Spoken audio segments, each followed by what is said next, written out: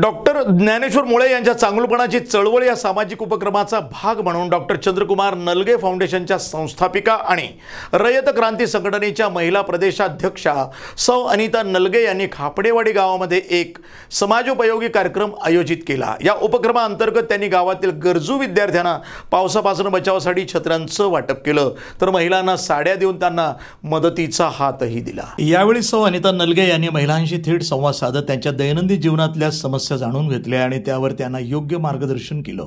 त्यांच्या या कृतीने महिलांमध्ये समाधानाची भावना निर्माण झाली।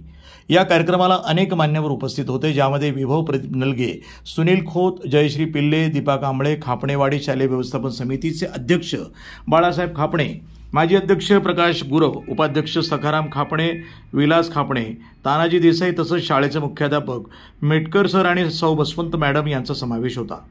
कार्यक्रमाचं सूत्रसंचालन प्रदीप नाळे यांनी केलं, तर अजित चव्हाण यांनी उपस्थितांचे आभार मानले। या उपक्रमामुळे विद्यार्थ्यांच्या चेहऱ्यावर आनंद स्पष्टपणे दिसत होता, तर महिलांमध्ये कृतज्ञतेची भावना व्यक्त होत होती।